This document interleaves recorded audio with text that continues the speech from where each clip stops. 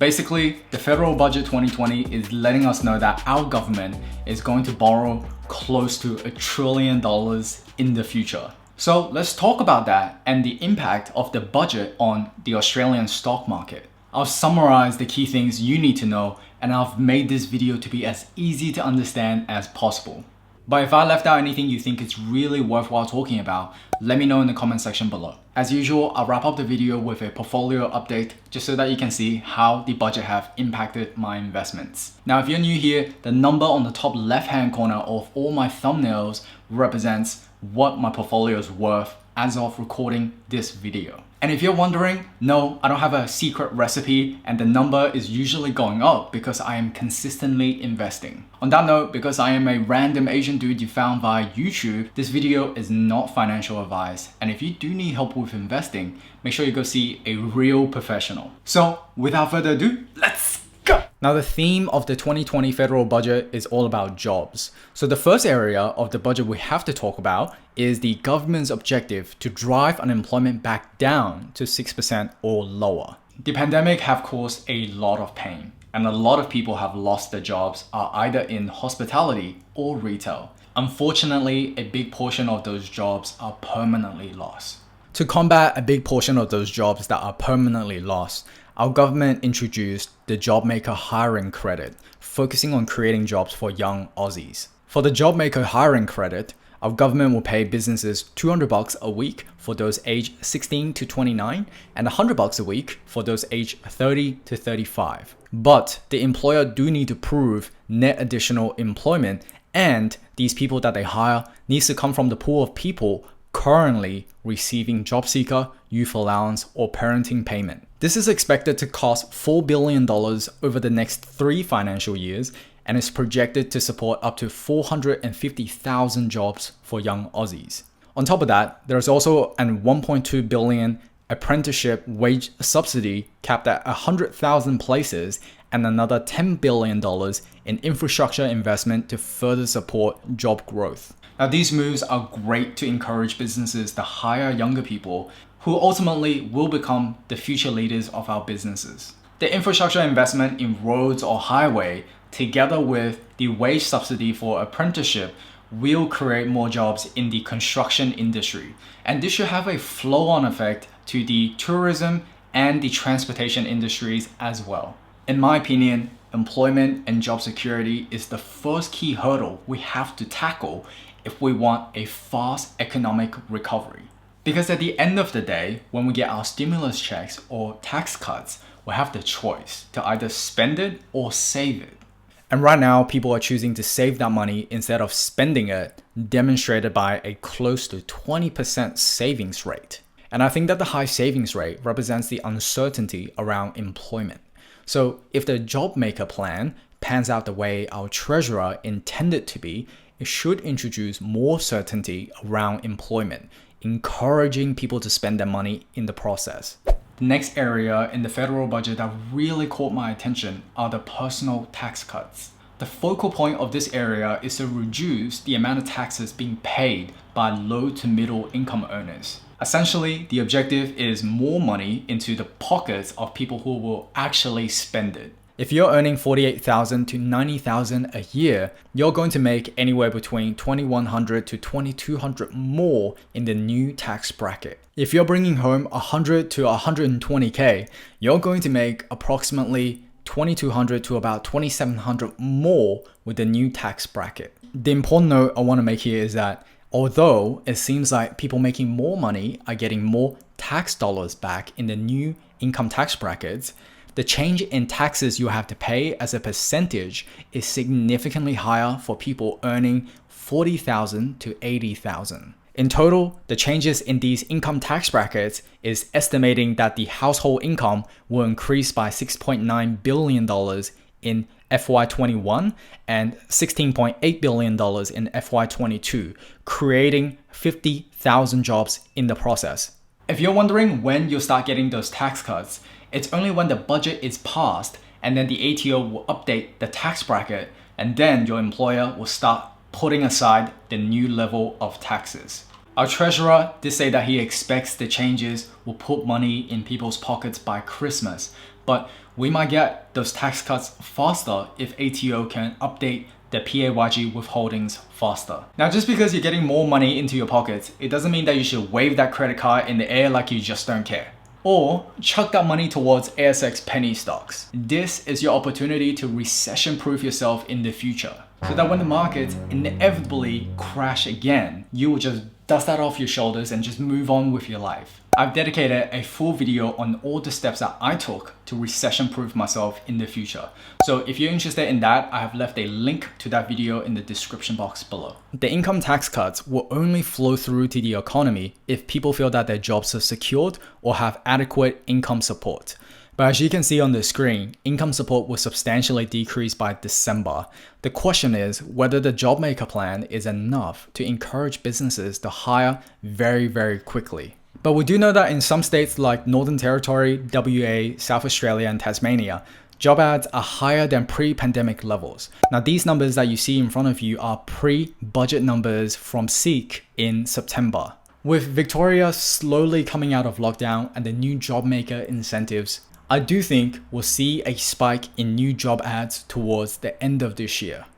The third area that really stood out to me in the budget is their support for small to medium-sized businesses. Businesses with less than $5 billion of annual turnover can now instantly write off eligible depreciable assets in the same year with no pricing ceilings. That means you can invest in equipment, whatever that amount is, and you can instantly write that off in the same year to reduce your taxable income. To me, that just sounds like a massive cheat code when you play Age of Empires. But wait, there is more. The same company with a turnover less than $5 billion can take their losses in FY20 or FY21 or FY22, use that amount to offset against the income that they have made in previous years and apply for a tax refund on the taxes that they paid in previous years. Now, the ATO said that they will provide further clarification on what that actually means in practice. But when I read it, it just seems like even more cheat codes. And just to show you a hypothetical example as well, so please don't use this as taxation advice. Let's say in the 2020 financial year, we have a net loss of $1 million, and in the previous year, we have $1 million of net income.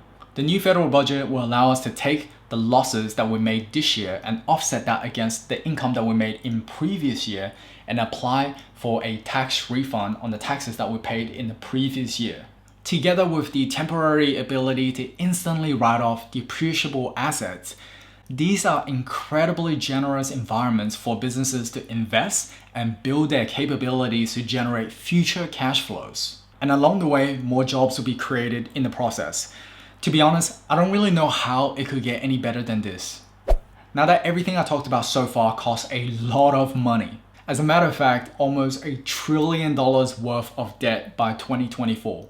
It sounds a bit scary if that's all I told you, but the truth is that we are going to pay a lot less in interest payments with $1 trillion worth of debt than when we had $373 billion worth of debt. Now, at $1 trillion worth of debt, we are paying approximately $13 billion worth of net interest payments. And just a couple years ago, when we had $373 billion worth of debt, we were paying $15 billion worth of net interest payments. The reality of the situation is that interest rates are incredibly low and it's estimated to remain low for the next couple of years. Without the low interest rates, it'll be incredibly harder to borrow such hefty amounts to stimulate the economy. Desperate times call for desperate measures, and just so happen that the interest rates are incredibly low over the next couple of years. Okay, let's talk about the impact of the budget on the Australian stock market. I'm going to focus on two main sectors, and that's consumer and also infrastructure. XDJ is the ASX 200 Consumer Discretionary Index. XJO is the ASX 200. Now this graph is over a 5-year period, and the percentage points are returns over a 5-year period. Now, as you can see, since the March 2020 crash, we can see that the consumer discretionary index have done really well. As a matter of fact, it has outperformed the ASX 200 majority of the time. With the new federal budget, it might just recover to the previous heights faster or even reach new heights this year. But the one thing I do want to remind you of is that there's no certainty in anything. They're just probabilities. And given with the new federal budget, the probability is pretty high that consumer discretionary will do even better in the coming years. Some of the stocks in the consumer discretionary sector that's really worthwhile paying attention to are JB Hi-Fi, Temple & Webster, Kogan, CityCheck, and Breville, just to name a few. If you're tired of researching the stocks that I just mentioned and you want some fresh ideas, what I like to do is to work my way down the supply or value chain. Now, a lot of the stocks that I just mentioned belong to this pile right here, either e-commerce or retail. So the question we have to ask ourselves is that as consumer discretionary spending grow over the next 2 years, what are some of the adjacent sectors or complementary sectors that will scale along with it in order to support that growth? And I think one of the most obvious sectors that comes to mind is buy now, pay later. And another sector that's really worthwhile thinking a little bit more about is logistics. And I've talked about this multiple times that as e-commerce scale up to sell more products, they need the warehouse capacity and logistics to do so. And I've talked about Goodman in the past, and I've talked about Cromwell in the past as well. If you'd like me to deep dive into a particular consumer discretionary company, just let me know in the comment section below. With our government investing another $10 billion into infrastructure projects, companies like Lendlease, Borrow, James Hardie Industries, and CSR, they will all benefit from the increased demand for materials or construction services. But the one thing I do want to make a note here is that even though that the ASX 200 Industrials Index did outperform the ASX 200, but it didn't outperform ASX 200 as much as consumer discretionary. For me personally, I'm really excited to see how capex heavy companies like Talga, Novonix, and NextDC will capitalize on this once or twice a lifetime opportunity. Yes, I will be doing an update on NextDC very, very soon. Now, before I do a portfolio update, if you want access to my video scripts, my research, and also be part of my fortnightly Q&A, not to mention some additional content pieces, consider supporting this channel via Patreon. Now, I'll leave a link in the description box below for anyone who's interested, but nevertheless, it already means the world that you're watching this video. So thank you very much, and let's jump into a portfolio update.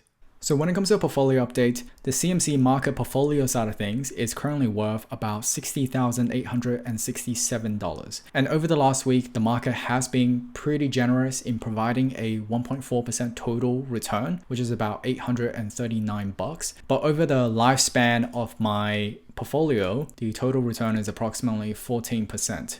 Another thing I want to add here is that I'll be contributing another $2,500 into VTS, and this will be my early portion of my October capital, just dollar averaging into VTS. Now, the reason being is that currently my portfolio is about 32% in growth and about 64% in dividends. Ideally speaking, I will prefer it to be 40% in growth and about 60% in dividends. And I do count VTS as mostly more as a growth index instead of a dividend focused index like WAM or Argo. So I still have to contribute quite a bit more towards growth to make it at 40%. So I'm constantly working towards that. I have dedicated 1% of my portfolio towards Bitcoin. Long time ago, I never got a chance to talk about it. I will dedicate a video to talk about Bitcoins sometime in the future, but this is a very, very small position, and it's just something that I want to make sure I have some kind of exposure to. With my US portfolio, it's currently worth 15,100 plus 798, so approximately 15,900, which is approximately 21,000 Australian dollars.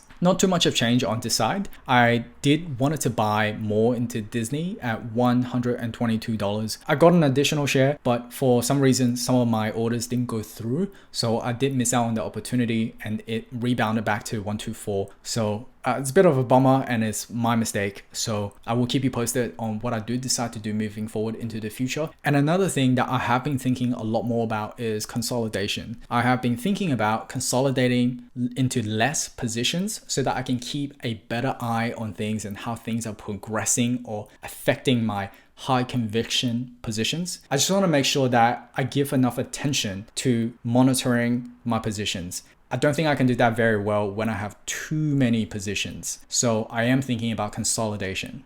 Now, as usual, Dropbox and GoPro are not part of my portfolio. They are free stocks that's given to me whenever you try Stake for yourself. Now, I am not sponsored by Stake. I just really like Stake because it's easy to use and it's a lot more affordable compared to some of the other platforms. So on that note, if you wouldn't mind a GoPro, Dropbox, or Nike when you try Stake for yourself, I'll leave a link in the description box below. So thank you so much for watching this video all the way to the end. I'm about to lose my voice, and if you have learned something new, consider gently smashing that like button right there. Subscribe to my channel, click onto the bell so that when I release future videos, you'll be the first one to know. Until next time, my name is David. Otto will always do the honors and see you very soon.